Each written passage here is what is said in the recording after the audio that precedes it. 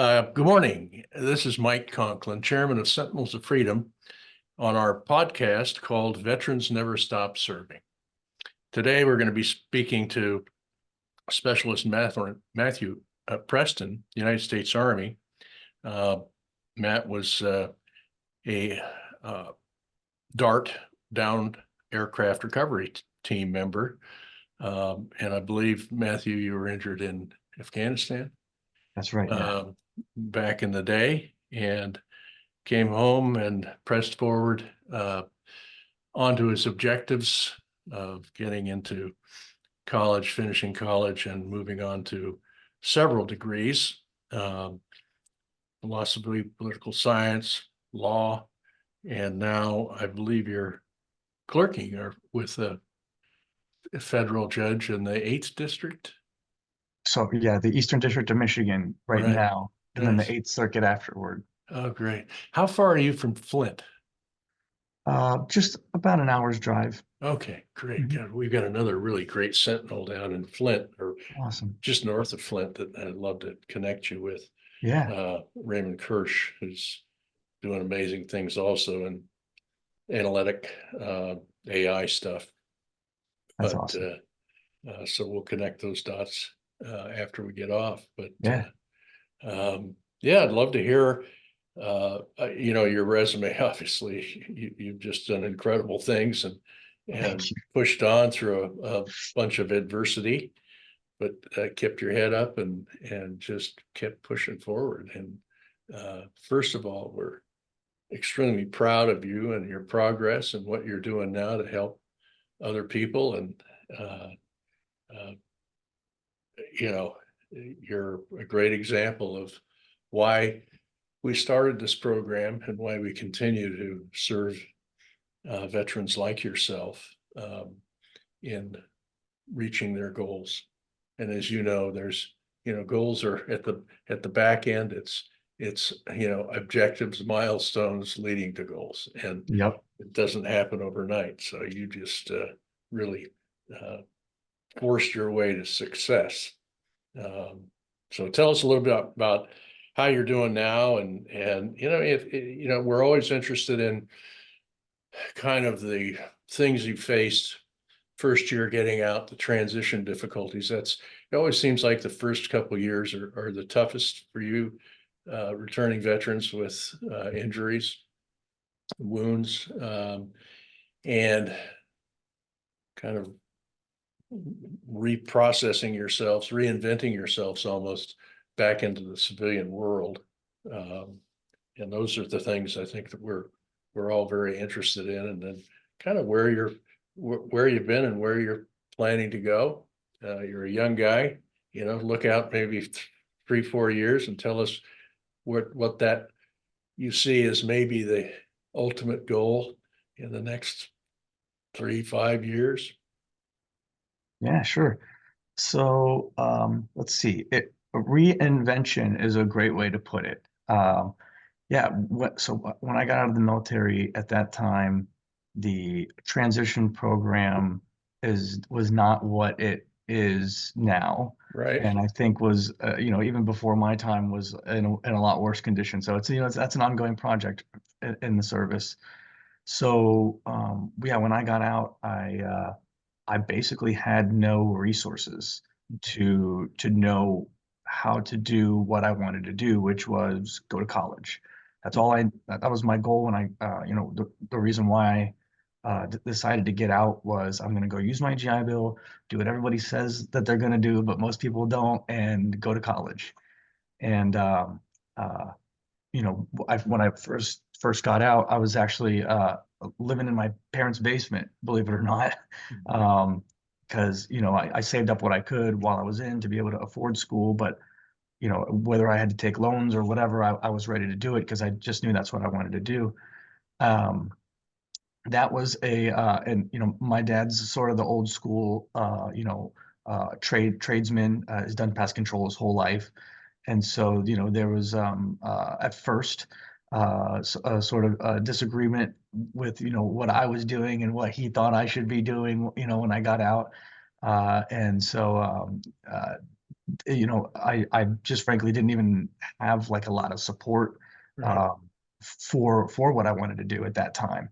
So I was kind of just on my own trying to figure it out, talking to everybody I could, and signed up for school. And here I am, 10 years older than everybody in all my classes. Uh, hadn't done math in years, like all these things that just Yeah. like your first step in Afghanistan again. It's like a totally foreign environment. Um, so yeah, like I mean, I had difficulties with, I mentioned my math class. On my first test on it in math, I got like an F, and I was like, okay, I gotta adjust fire here. I gotta figure out what I'm doing wrong.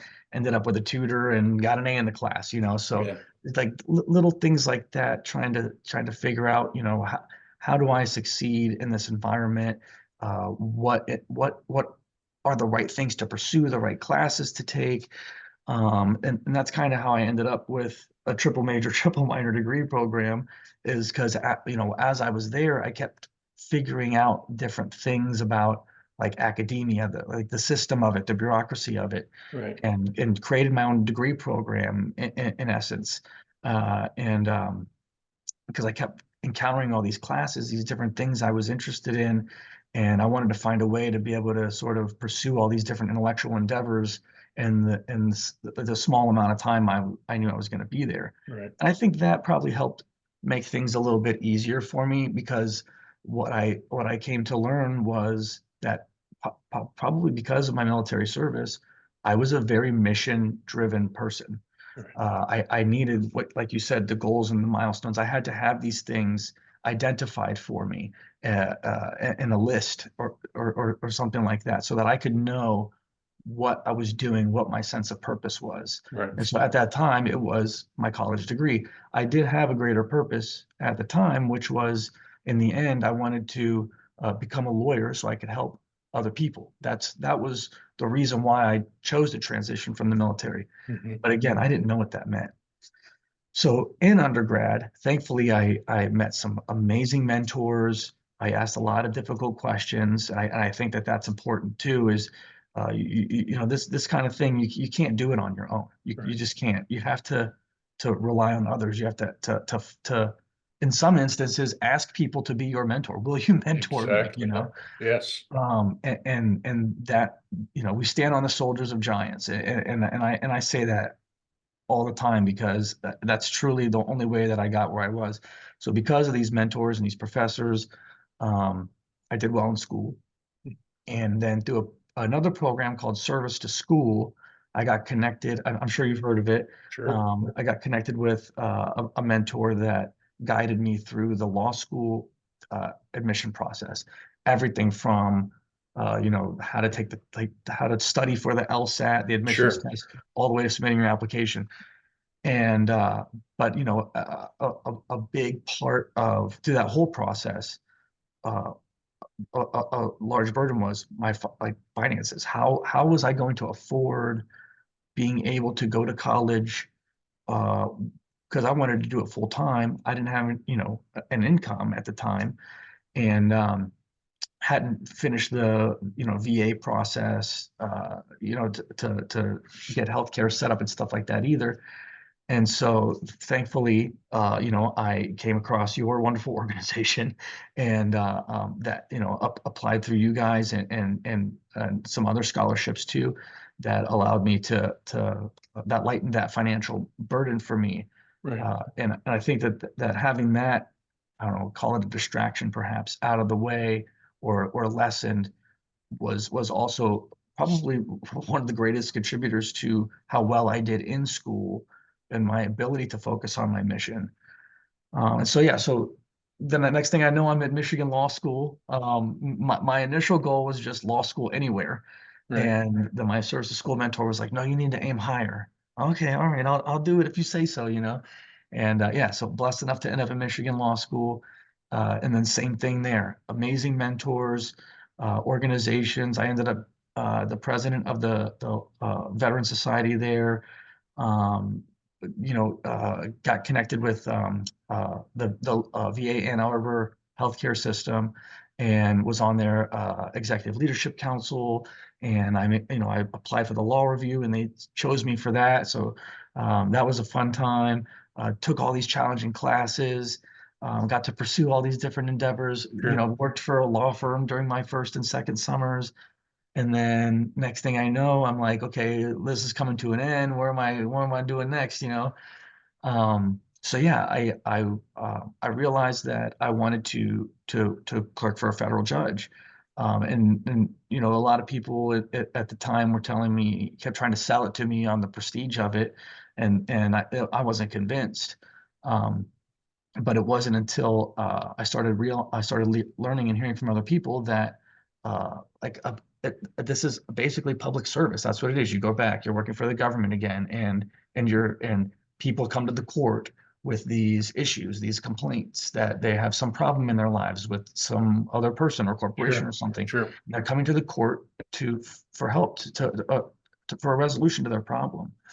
And that in working for the federal courts, I realized, okay, this is what I wanted to do. Was I wanted to be a lawyer so I could go serve, so I could go help other people. Mhm. And being a law clerk, for a federal judge, you get to do that, or for any judge for that matter. And so that's what I did. Like any endeavor that I've had after the military, I sort of take the full court press approach. And so here I am, submitting 100 applications to all these fascinating judges, Yeah. looking them up, finding out who they are, and having these wonderful interviews, meeting these people who've just done amazing things throughout their lives. And so even just that process in itself was great. And then next thing I know, I get a call from Judge Ludington up in Bay City. And he says to me, how'd you like to come work in Bay City for a year?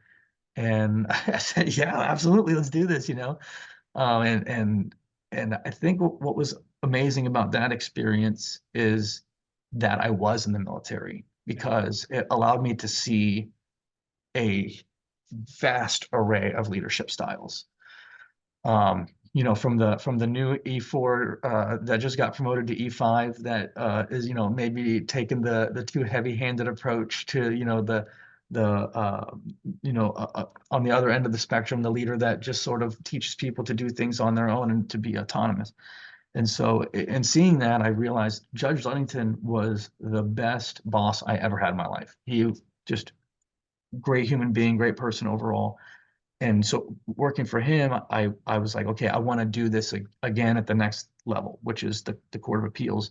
So that's why I ended up applying to the different circuit courts, and then got chosen by another great judge up there, Judge Ralph Erickson. And so I'll start with him in August, and my wife and I will be moving up there.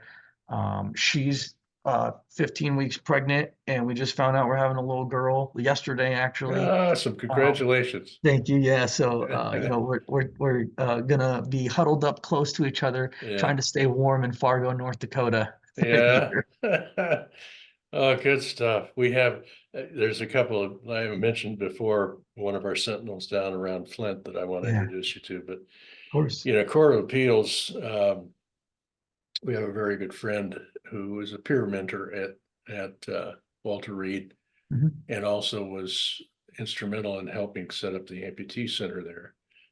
He was he's an amputee from Vietnam, single leg, Okay. and got on the Veterans Appeals Court. I think he was appointed by Reagan. Okay. His name is Judge Jack Farley. He's now retired, but I'll send him this video clip or podcast clip Sure. and his email to you. He's a great guy and has mentored so many people. And now he's of course retired, Mhm. but he still is very active in mentoring and in the legal field, and knows all the ins and outs. I think you'd really enjoy having a conversation with him. I That's know it. one of the things I really love doing, is connecting the dots and connecting good people to each other. And I'm sure you feel the same. Yeah. Um, there's, you mentioned something earlier on in the podcast about math, and we are, uh, we try to stay in our swim lane at Sentinels of Freedom, which means, we're focused on education leading to career opportunities and self-sufficiency. Mhm. And we don't do the recreational things, the fly fishing and hunting trips, and we don't build houses for people. We focus on that one swim lane for our core activities and support services. And one of the interesting things that you mentioned about math is University of Irvine down in Southern California Mhm. did a massive study and on veterans in community colleges and all the community colleges in California. Read the whole thing. Of course, there's all the basics issues for veterans returning, the transition issues, the Sure. VA, mental health, physical health, family, on and on and on, which we all know. But the one that I identified was uh, their uh, their advice to student veterans resource centers on these campuses to upgrade, increase their tutoring capabilities in math and science. Hmm. Because all students entering the system are expected already to have Algebra 1 competency. Mhm. Most of them don't. And there is no more remedial math training in these colleges. So Yeah. they get in, they struggle, they fail, they can't move forward, and they quit. Now, I'm saying all of them, but a lot of them Yeah. have difficulty in this. And so about 5 years ago, we instituted a tutoring program at Montana State University in Bozeman. Okay. And that is the proof of concept. It's been very successful. So we're going to expand that now, starting off in the Bay Area with the Student Veterans Resource Centers that we're affiliated with, and then try and press it out where we provide the funding to the Student Veterans Resource Center for uh, tutors to increase their tutor capability for veterans spouses and Mhm. dependents, because there are a lot of spouses and dependents also. So we've kind of lumped them all together with a priority, of course, being the veteran and any veterans that are wounded and injured. That would be the priority one, Yeah. and then dropping down to spouses and dependents. Um, and I've been talking to some of our corporate leaders about this, and boy, I'm just really getting great responses that they think this is a great way to go. Yeah. And they're very willing to help support this. And I think that's kind of a genesis thing for us at Sentinels. As you know, the hospitals are pretty much empty from incoming casualties, which is a Mhm. good thing. I'm very happy about that, but you and I both know that can change overnight. Yep. When this war started in Iraq, my son was wounded April Mhm. 8th, 03, and was shipped up to Landstuhl. And then they took the most severe casualties first to get them back to the hospitals in the United States. Mhm. But there were 600 a night being transferred through Wow. Landstuhl or incoming into Landstuhl. And that's how fast those things can happen. And Yeah. of course, our hospitals filled up um, in a period of months. And then, of course, when the basically civil war took off in Iraq, Mhm. all those years, and even the year that you got out, 14. So uh, I I however, of course, there's a couple million of you who have transitioned back into uh, the civilian world. Mhm. Um, and not everybody finds their way as fast as you did. Sometimes we'll get applications from somebody who's been home for 4 or 5 years. And all of a sudden the light bulb comes on, like, hey, I better get an education. Yep. I've got the GI Bill, and how do I do it? And navigating it, as you found out, can be difficult. But I think your approach was, we call it growing big ears. asking a lot of questions, listening, finding those advisors and getting them to believe in you.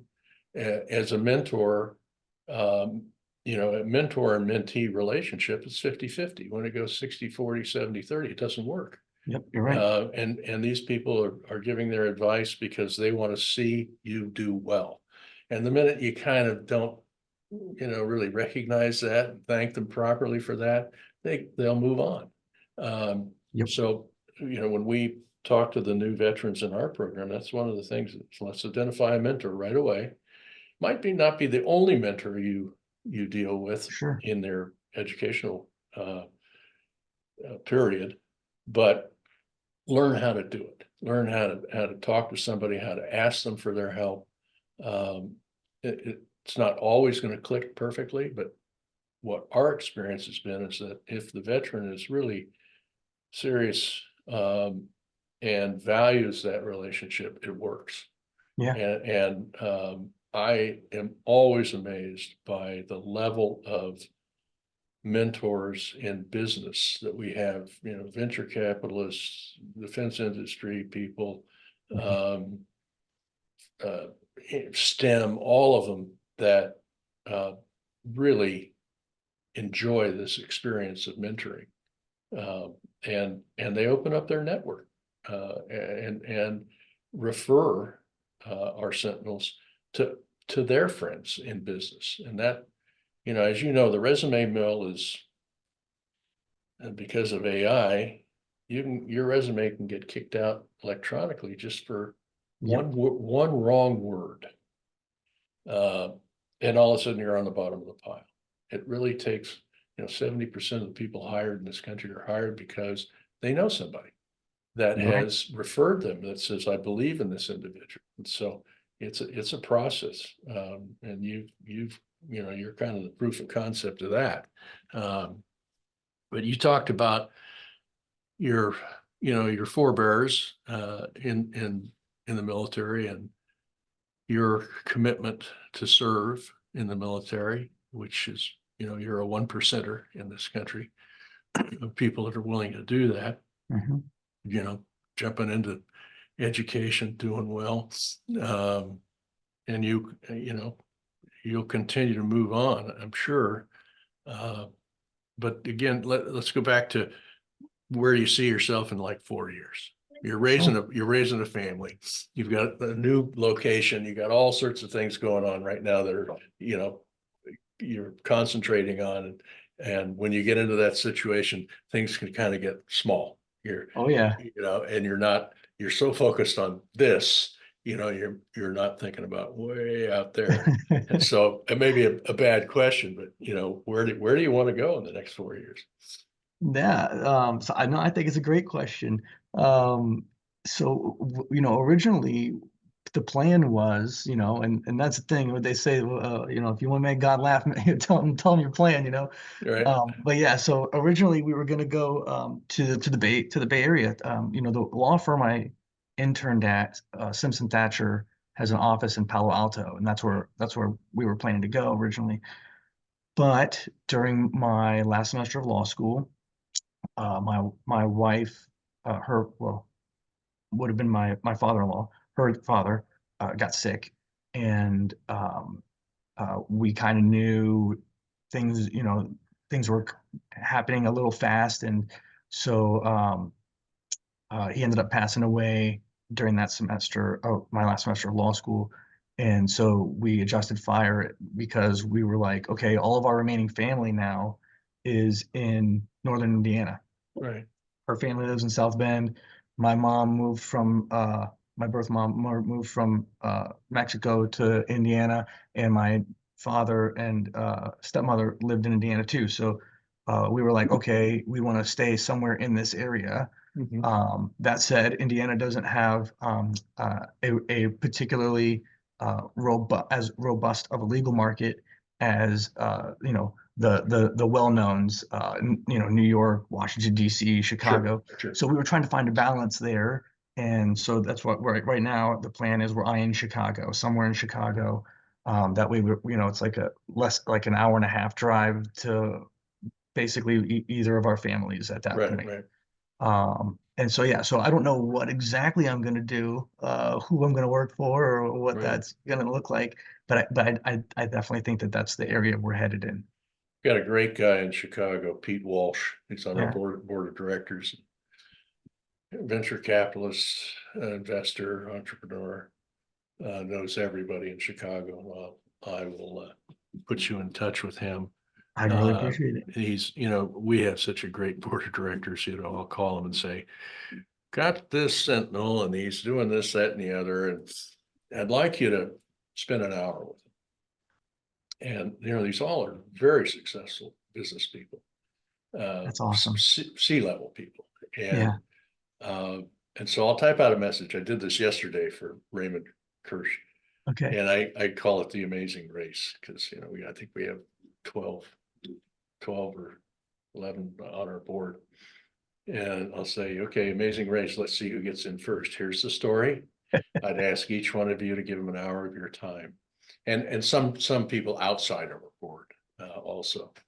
And I think our interview was 11:30 California time. Okay.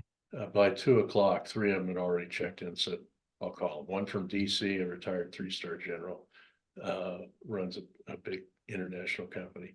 One from San Diego, a venture capitalist that runs mostly Pacific Rim opportunities or works in that arena. Another VC from Silicon Valley. And so I go, okay, you're first in, you're second in, you're third. Okay, let's keep it going here. Yeah. It really is, again, back to the mentoring, maybe the ethos of these particular individuals, and I think a lot of Americans have the same thing. Is we want to see you succeed, and giving our time to that effort is we look at that as a great investment. You've been a great investment for Sentinels of Freedom. Thank you. We don't call it, there is no free lunch, that, even for a wounded soldier. So we're just keep on doing what we're doing. A lot of change out there, obviously. Yesterday talking to Raymond about this, how AI is going to affect everything. Yeah. Just the analytics that are available now that weren't available 5 years ago. How that's going to change industry, how it's going to change law, It or is not, or not change law, but maybe accelerate the process. the practice of it. It's certainly Yeah, affecting the practice of it. Yeah. exactly. Yeah, and then just R&D, and I'm from the real estate development building background, and we see it happening in that arena, mostly in the analytical side of market studies and trends and things like that add to the confidence of the lenders, the finance people, to actually lend to a project Okay. to get it built. We never had that back in the day. You had to just kind of do it the old rote method, which Yeah. is extremely time consuming. And so it's getting much more competitive across the spectrum of industries. Even small business, Raymond and I were talking about this, is that a lot of small business startups don't have the capability to really do the research, the analytical research that they need to be successful. And so even small businesses are going to really benefit from this, but it's a learning curve for everybody. Yeah. And so, well, good stuff. We wish you all the best, and I'll forward your information to Judge Farley and Pete Walsh. And Yeah, I'm so looking forward to it. look for an email from them. And then hopefully one of these days I'll be able to stop in. I don't get to Chicago too much. Mostly, I'm DC, and of course we're in the San Francisco Bay Area. Yep. And then, some little travels, but we have some great Sentinels in Chicago area. And we have a website just for our Sentinels. No one else Okay. can get on it. And they can communicate together. And you'll see something pop up like, hey, you guys know anybody here? Or you know anybody there? Or it's doing this or that? Yeah. And so it's kind of fun because you can help them out a little bit too. Yeah, I didn't know about that. I'm gonna have to hop on Yeah, there. yeah. Samantha controls that. Samantha Chapman, who's our Okay. vice president of programs and also on our board of directors. And she is wonderful at that. Yes. So good. All right. Well, I'm going to sign off by saying thank you, Matthew. We are extremely proud of your progress and wish you all the best. Please stay in touch. Anything we can do, you got my cell phone number and Sam's, and Yes. this great network we have behind them is at your disposal to take advantage of. And you know, I'm just really, really excited for everything you've done so far, and then thinking about all the things you'll do in the future. Thank you so much. It's amazing. Yeah. You do amazing work. I'm so happy to be a part of your story and the things that you do. I'm so proud of you and your organization. I'm serious. Like, Yeah, thank you so much. there's an army behind me. It's not, I get to be the radio face of this thing, but there's an army of really good people behind me. So, okay, this is Mike Conklin, chairman of Sentinels of Freedom, and specialist Matthew Preston, retired, signing off from Veterans Never Stop Serving. Please share this podcast with your friends, family, acquaintances.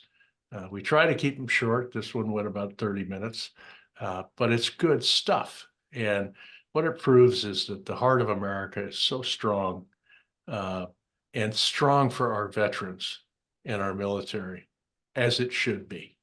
So thank you again. Have a great weekend.